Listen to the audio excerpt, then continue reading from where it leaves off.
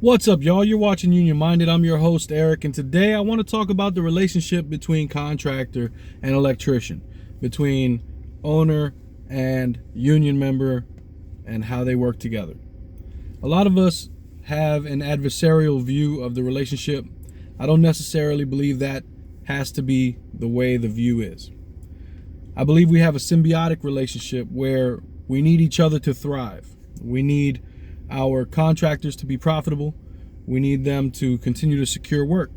And our contractors need us to show up on the job site in order for them to be able to secure work and have those jobs completed. Where we do have a genuine fissure or a genuine gap between union member and contractor has to do with our view of profits and the share that we're entitled to. Understandably so, the owner wants to keep the majority of all of the profits as much as possible and maximize profits. Understandably so. It is inherent on us then to understandably also want to have the most for our work. We want to have our proper share for the work that we produce. And that's where the difference lies. But I don't think that we can view our relationship outside of the idea of profits and who gets what as adversarial. I think that's counterproductive. I think that the only time you should be adversarial is in the midst of negotiating what the working conditions are going to look like, what are the profit share, what's the profits being shared and how the breakdown is going to be, and these types of things. Once that is finalized and an agreement is made, I think you go back to being a symbiotic relationship where you are trying to do the best that you can to make sure that you're putting out the best product as a worker and putting your best foot forward. I think it's the only way that we can truly continue to grow and organize the entirety of the electrical industry.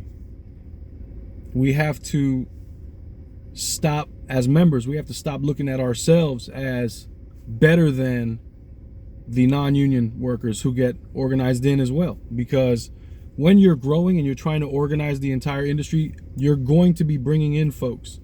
And you have to entice those folks to come in and give them a reason to come to your organization.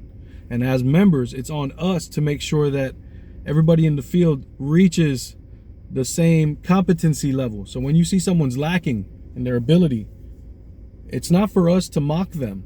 It's not for us to get upset and say they shouldn't be here.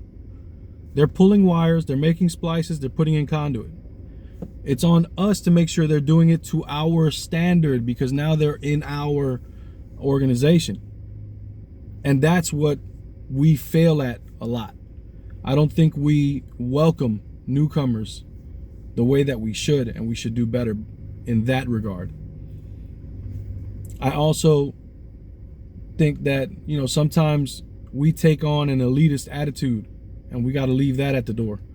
I don't think we should be carrying around an elitist attitude because we are workers. We are a part of the larger mass of folks that keep everything going.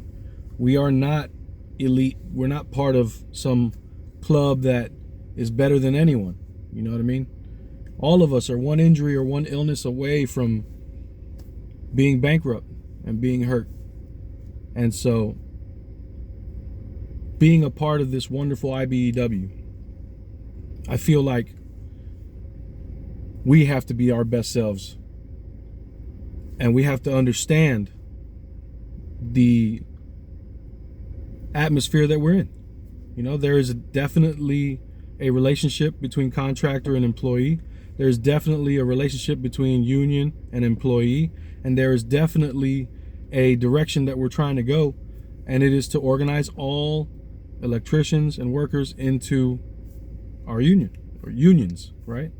And so there's so many different facets that you got to get better at. And each one of us has to do our part to be the best that we can be. Anyway, my name's Eric. You're watching Union Minded. Remember that the fight's not left and right. It's up and down. It's going to take solidarity to win always. Each one teach one. Get out there and reach one. And remember, there could be no union without you and I front and center. Let's go. Peace.